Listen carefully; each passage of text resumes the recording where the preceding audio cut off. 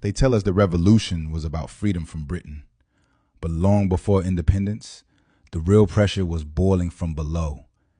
Tenant farmers drowning in debt, artisans squeezed by monopolies, poor whites, indentured servants, and black laborers worked to death to feed elite wealth.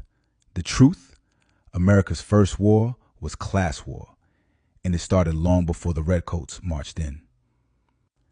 In 1676, poor whites and enslaved Africans joined forces to burn Jamestown to the ground. That terrified the elites, not because of the fire, but because of the unity. So they made a decision: split the poor by race, give white workers a taste of power, just enough to keep them loyal. It wasn't justice, it was strategy. Divide, distract, control. Shays' rebellion wasn't about chaos, it was about survival. Veterans, farmers, and debtors rose up against crushing taxes and foreclosures. They shut down courts, they fought back. The rebellion failed, but the message was loud. To the elite, it meant one thing: build a stronger government, not to serve the people, but to contain them.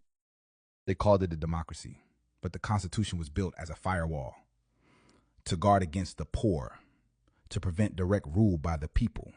The Electoral College, the Senate, even federal troops, all designed to keep real power out of reach. This wasn't revolution, it was containment, wrapped in parchment. The Constitution didn't stop rebellion, it just changed the response.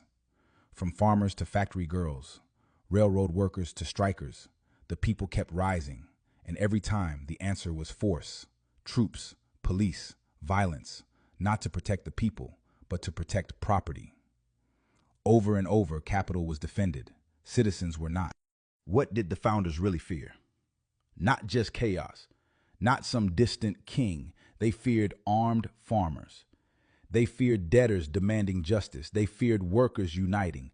And most of all, they feared the poor crossing racial lines to rise together.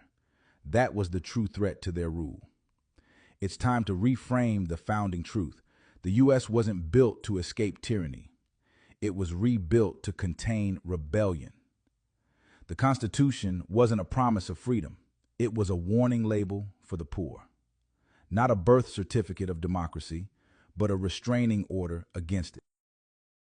Kojomati is a truth seeker, storyteller, and guardian of ancestral memory. Through Afrocentric storytelling, political insight, and spiritual clarity, he challenges false histories and reclaims what was stolen. Join the movement, like, share, and help him reach his first 500 subscribers. Subscribe to the Heru Car on YouTube.